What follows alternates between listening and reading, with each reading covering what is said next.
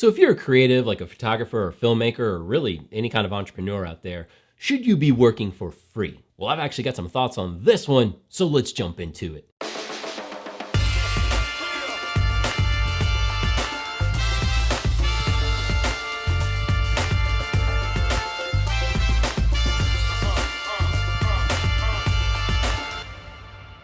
What is up, you beautiful humans? Welcome back to the channel. And yes, today we're gonna be talking about some of the business mindset here of being an entrepreneur, as a creative. I wanna build more of this type of content on the channel, so stay tuned for that.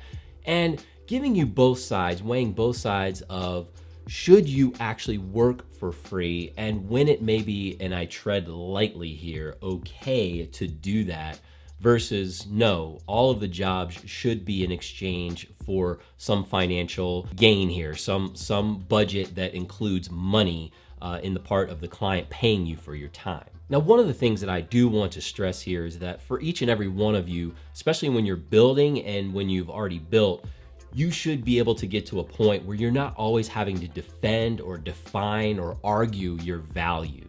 And I know that as an entrepreneur, that is something that is really, really hard, especially when you're first starting out, is to really kind of go to bat for the fact that, you know what, I have something to offer you. I have some value to offer you, but you always having to argue that point.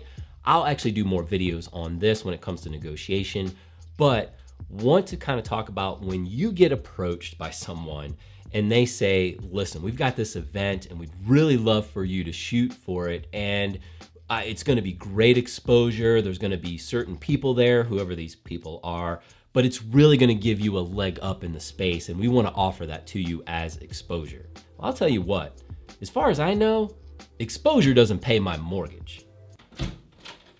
Hey, yeah, so I just got off the phone with the bank. So what'd they say? Yeah, so there's definitely some good and some bad here.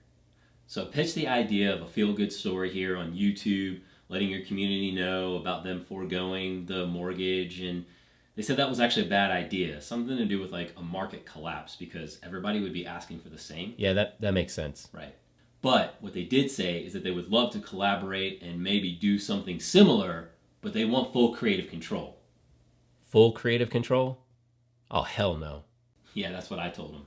Just keep working on it. Will do, boss. Well, the thing is that should you own the fact that they have really poor planning or really poor financial responsibility here, should you actually carry the weight of the fact that they can't negotiate, whether they're working with another client or their budgets or whoever they need to release some funds for you to do this work and in exchange to actually get paid for it? No, you shouldn't. Look, a hard part about being a filmmaker and photographer is when you're pitching to a client is that most people assume that, okay, well, you can grab a camera, take some photos, you've got all this great equipment, they see all this stuff online, all these social platforms and how beautiful everything looks, so it must not be hard to do. And that goes back to that whole justifying and defining and arguing your value, that it does actually take more than what they think and throwing a filter on something, or for them not understanding what happens on social and that you would not be able to use that type of media on a much larger scale, or maybe even print those photos out. And an example there is, let's say that you're working with someone who is a baker or a chef, and they are wanting you to film or do photographs of their work, some of the things behind the scenes of a cafe or a restaurant or their bakery, but they are not able to pay you for that time. I mean, wouldn't that be like you saying like, well, you know what, Betty Crocker actually does pretty good box cake?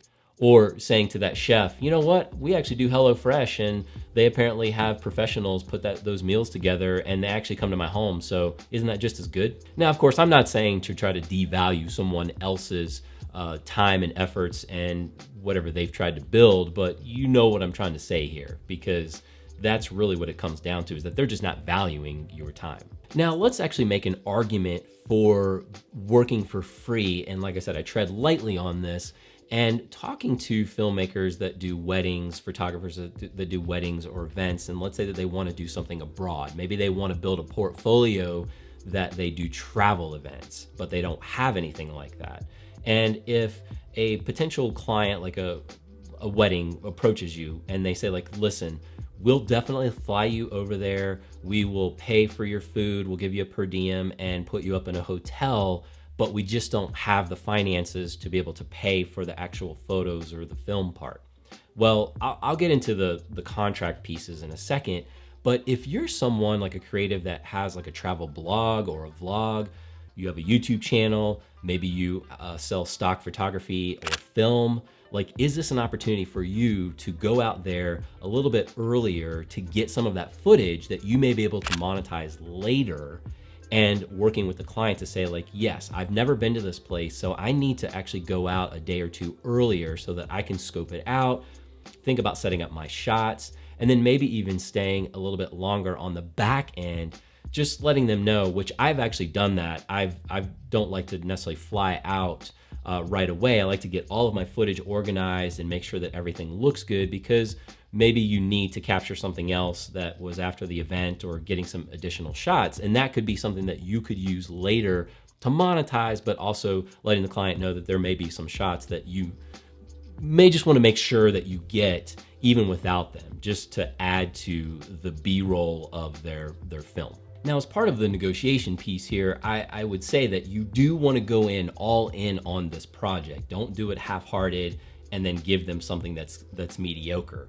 Because if they're thinking like, oh, well, this guy's actually going to get other footage for his other endeavors, then he doesn't really care about our endeavor. And like, I get it. You might argue to like, well, if they don't care enough to pay you. I'm just saying that you don't want to give a deliverable that is something that you don't believe in, that you would stand behind. So that's definitely something to consider.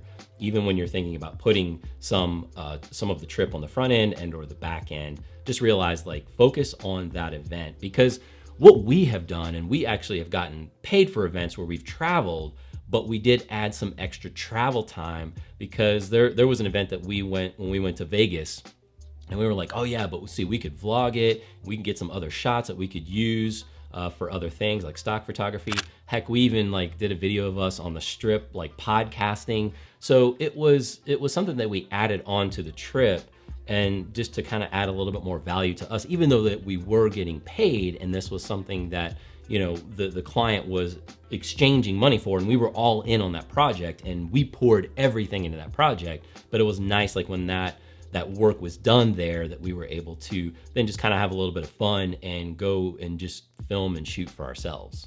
There may be another situation too where you have an in-kind exchange. Let's say that you have someone who needs some headshots, or someone who wants you to help them with a highlight reel. Maybe they're a web developer, a coder. Do you need a website built? Do you need help with like kind of laying your portfolio out online? Could there be an in-kind exchange for that?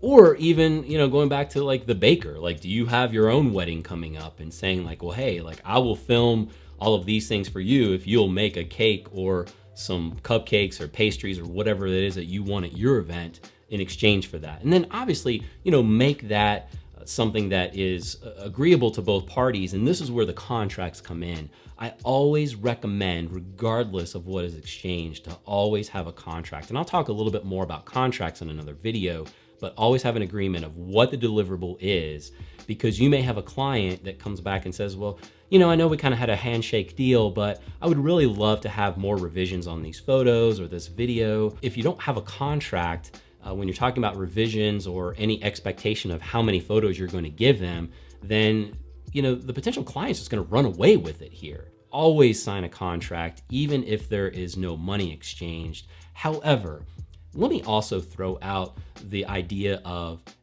some type of monetary exchange, some type of exchange that may seem really unreasonable to most photographers or filmmakers, but just that idea of exchanging money to be able to invoice your client, even if it's for something like $100, even if this project was like $1,000 or $1,500 or something like that, even if it's just something that is reasonable, that shows the client that you're serious about this contract and you will invoice them.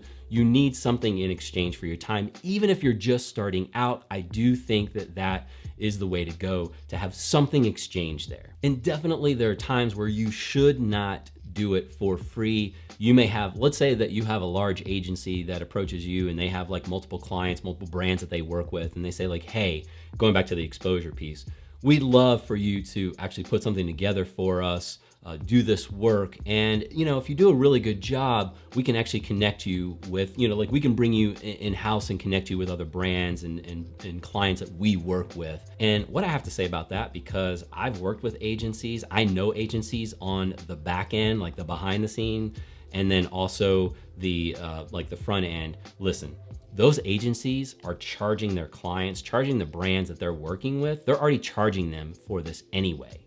So they're charging them for that creative. It may not be going to you, but it's going to someone. They have a line item in their budget for their client that they present to them that has to do with photos and film and whatever creative that they're doing. So trust me, they have a line item for it. So definitely do not work for free in those situations. Another one that may be really hard is that, let's say that there's a nonprofit involved. And so you think like, oh, well, they're a nonprofit. It's a feel-good story. It's something that I could really, pour myself into. And here's another thing too. I've worked with nonprofits. I know the back end and I know the front end. And I know that many of the nonprofits, well, most of them, if not all, at least in the States, have to have a board. But there's also like a planning board in a lot of these situations that actually budget, because I'm telling you what, from a financial standpoint, nonprofits want to know where all of the money is going. And typically they will budget. They'll have a marketing budget. It may be small, but there's definitely a marketing budget and you should be a part of that. I would love to know your thoughts on this one. Hit me up in the comment section below. As always, you go out there and do those things that matter. You keep rocking the faces. You go do the things. I'm going to keep creating here and out there and building this community and offering you value in return. You go do it, and I'll catch you right back here on the next one.